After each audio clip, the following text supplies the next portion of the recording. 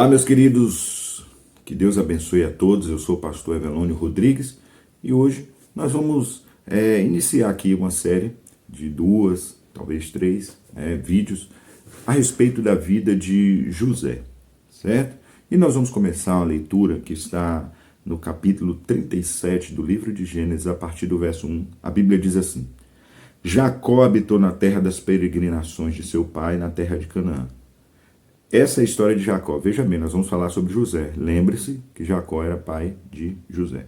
Quando José tinha 17 anos, lembre-se também, 17 anos, apacentava os rebanhos com os seus irmãos.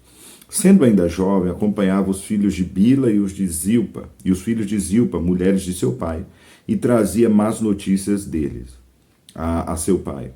Ora, Israel amava mais José do que todos seus outros filhos, porque era filho da sua velhice, e mandou fazer para ele uma túnica talar de mangas compridas.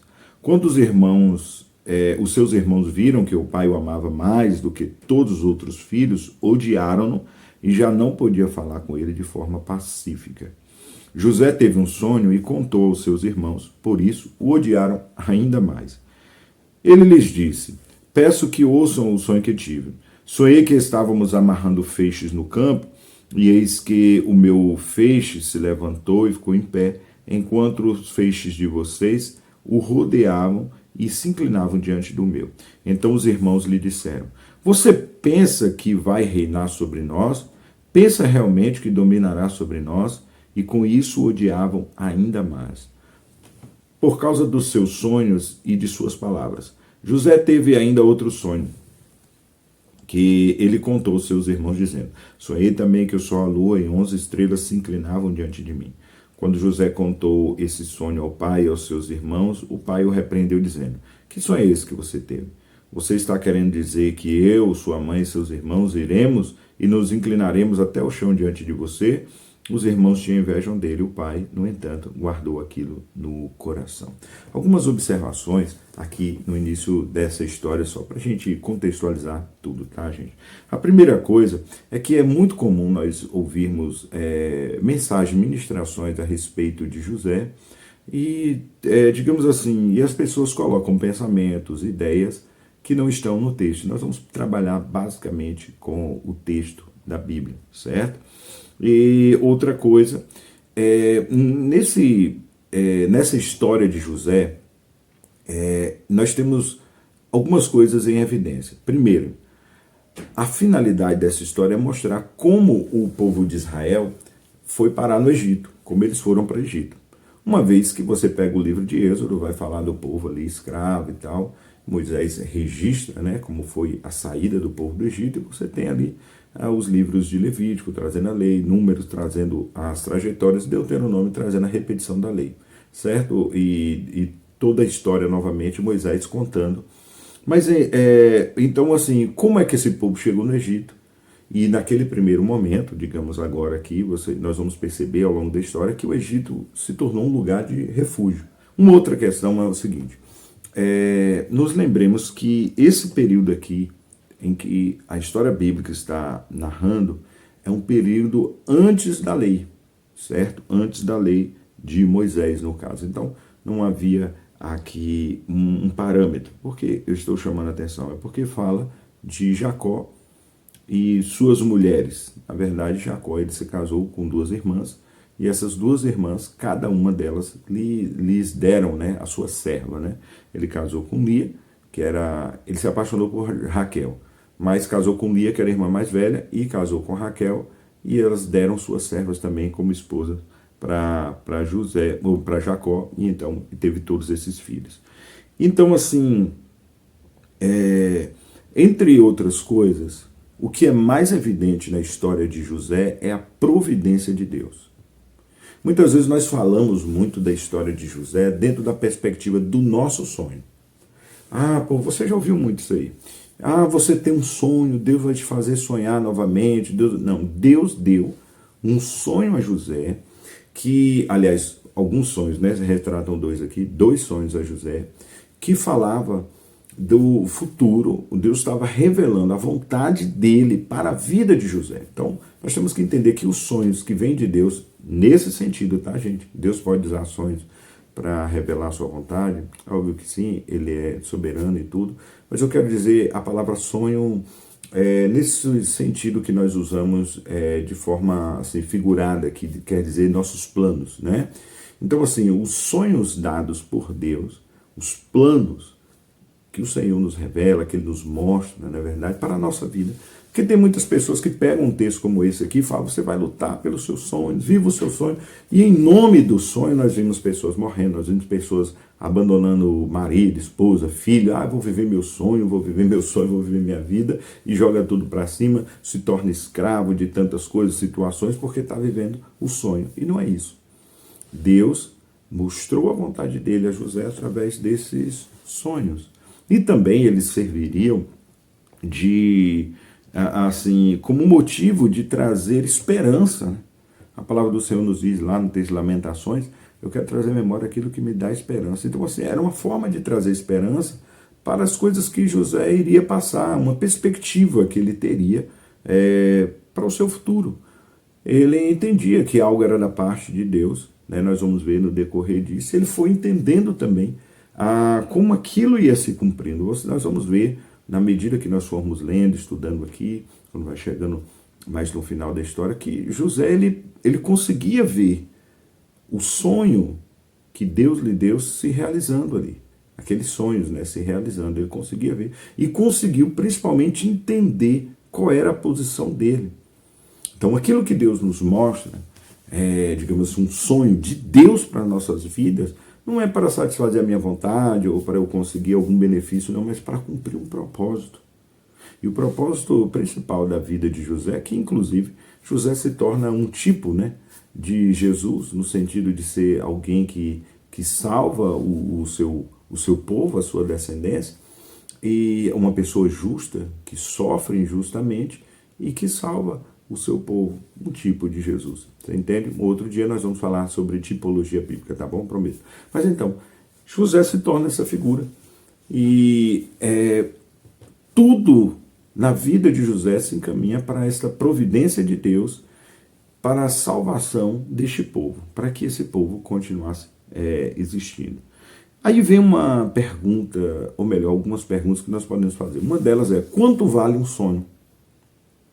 Porque, como eu falei, existem pessoas que jogam tudo para cima em nome de um sonho pessoal. Nós vivemos num tempo bem complicado, onde as pessoas elas desejam umas coisas, tem essa ideia hoje, o universo, você vai atrair, porque o universo, esse negócio. Gente, Deus é Deus. E o Senhor não está aqui para nos servir. Tem pessoas que acham que Deus é um servo dele. Porque quando eu desejar Deus, eu acredito muito nisso, que Deus, porque Deus vai me dar, veja bem. Nós é que temos que fazer a vontade de Deus, e não Deus a nossa vontade.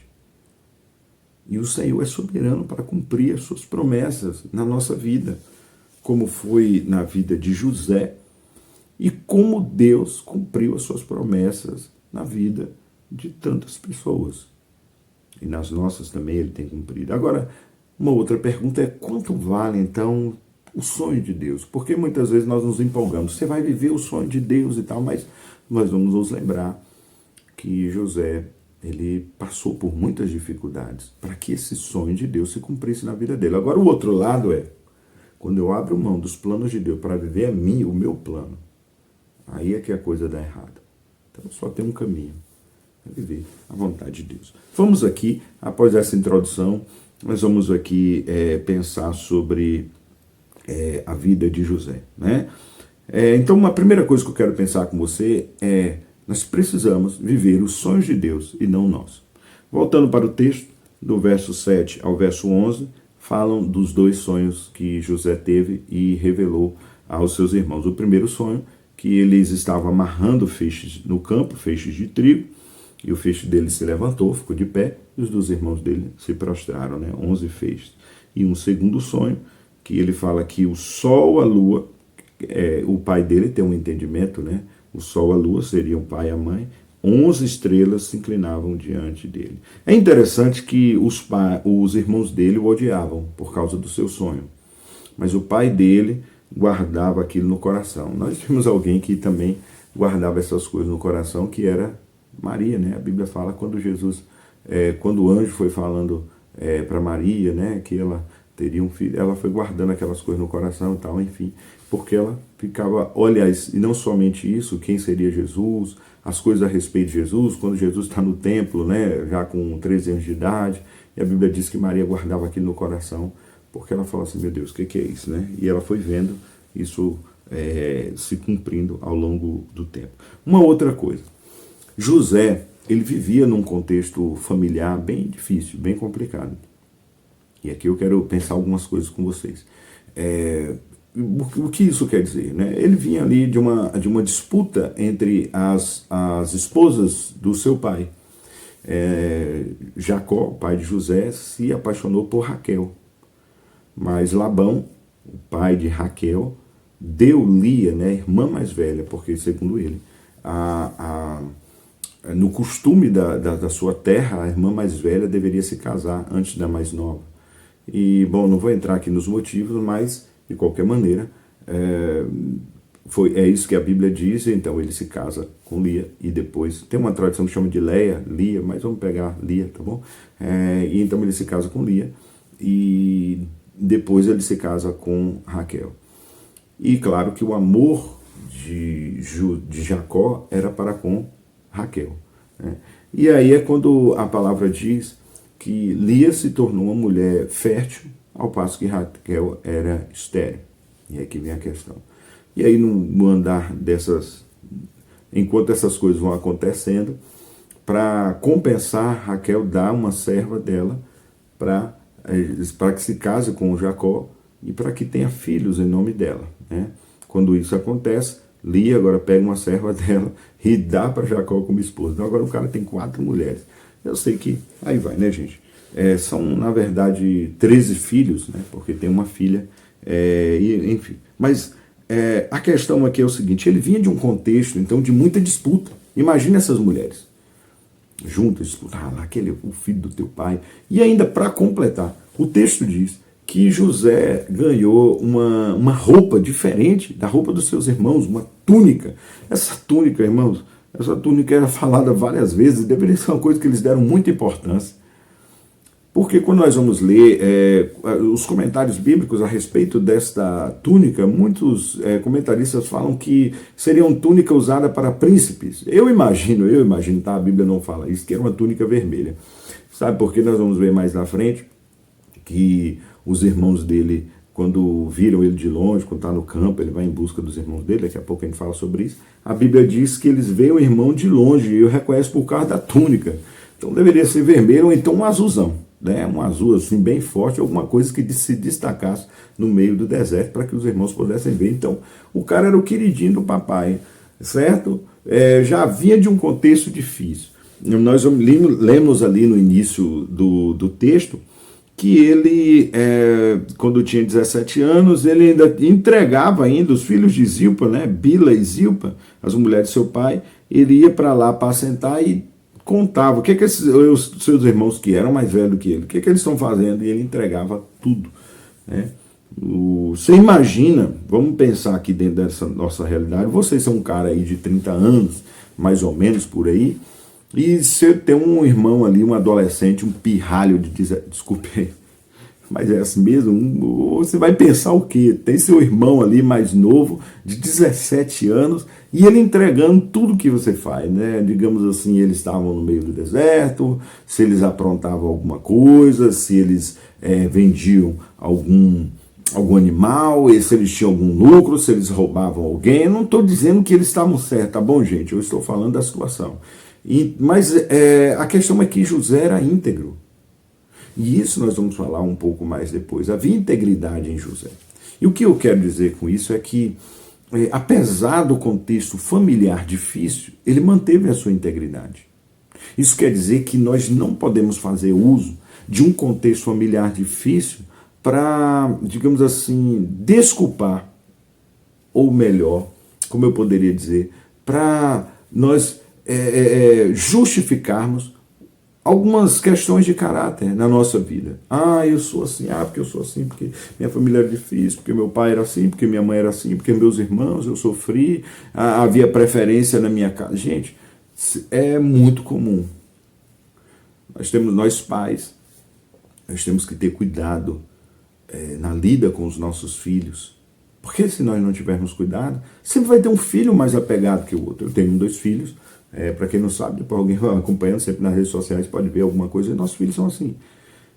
E sempre tem um que é mais apegado, fica mais perto, onde você vai está perto e tal, mas assim, desde que os nossos filhos nasceram, né? Primeiro o nosso primogênito, o Lucas, e depois veio a Esther, mas enfim, nós tivemos o cuidado de amá-los dentro das características deles, sendo mais calmo, sendo mais agitado, sendo mais assim, e amá-los dentro das características deles. Mas isso é bem complicado. Existem famílias, as pessoas têm muitos filhos e tal, e aí tem um ali mais rebelde, e tem um que está sempre do lado do pai, da mãe. Então é um contexto difícil. Aí alguém fala, meu pai ama fulano, ama fulano, é por isso que eu sou assim, é por isso que eu sou assim. Isso não justifica. Eu sei que no caso aqui, José que era o queridinho, né? E isso também já gera um outro problema. E aqui vai a questão, né? Deus tem revelado a vontade dele para a sua vida. Um grande problema é nos sentirmos especiais, sabe? Sou melhor que outros, sou melhor que meu irmão, sou melhor que as pessoas, eu sou especial, porque Deus tem um plano na minha vida. Isso é um grande engano, a menos que eu use esse entendimento, para preservar o temor de Deus na minha vida, que foi a questão de José aqui. Então, assim, uma outra coisa também que nós podemos observar também nesse início, é que é bem provável, talvez por causa dessa questão da túnica, né, fica demonstrando, é bem provável que Jacó queria tornar o José como o primogênito, está entendendo? O primogênito, aquele que seria o seu sucessor. A Bíblia fala que Rúben, que seria o primeiro filho de Jacó, filho de Lia, né, o primeiro filho, teria se deitado com uma de suas esposas, e isso desonrou, e ele perdeu, digamos assim,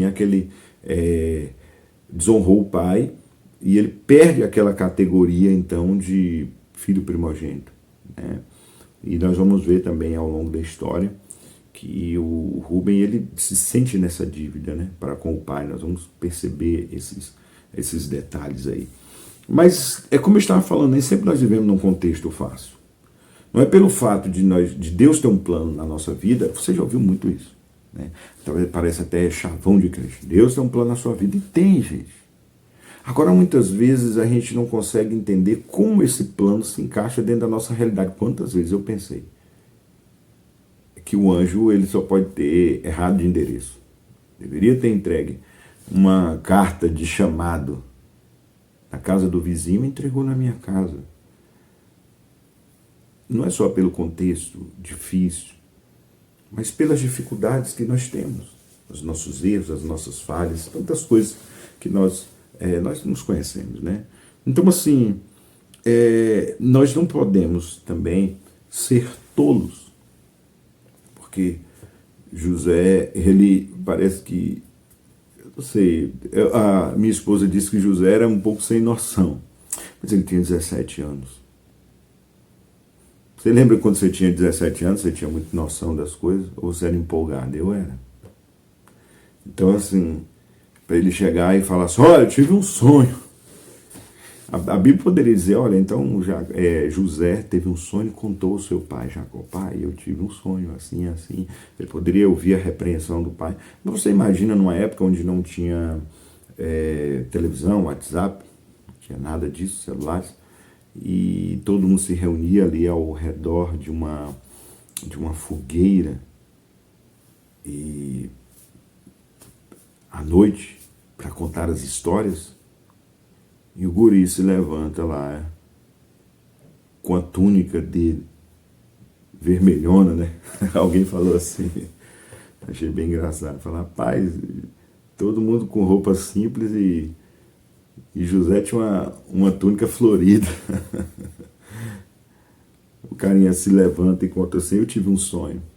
E nesse sonho, ele, que já era odiado por ser o preferido, ia ficar de pé e todo mundo se prostrando diante dele. Imagina você na pele dos outros irmãos, né? Porque todo mundo gosta de se ver na situação de José. Ninguém entende os meus sonhos, ninguém vai entender você, mas tem coisas que Deus fala conosco que elas têm que ser guardadas para um tempo. Você pode escrever, eu costumo, né, quando Deus fala algo comigo, o Senhor nos dá uma palavra, ou alguma coisa assim do tipo, ou poderia ser até um sonho, já aconteceu, eu pego e gravo, guardo, espero para ver, vamos ver o que vai dar, né? Vale a pena, né? Olha, Deus me falou isso e tal, né? De repente você está num ambiente, num dia, e o Senhor usou uma pessoa para falar com você. Não estou falando apenas de revelação, você está ali ouvindo uma palavra num culto, né? Por isso que é importante nos reunirmos como igreja. O Senhor fala, e aí naquele dia Deus falou contigo algo específico, você entendeu ali, falou: olha, hoje eu ouvi uma mensagem, anota o dia, a hora e espera, né? Vamos ver. Mas é isso. Uma segunda coisa que eu quero ver com vocês, aliás, nós já vamos encerrar, são 20 minutos, vamos aí para uma segunda parte, tá? Deus abençoe. Vamos continuar aqui na história de José. Valeu.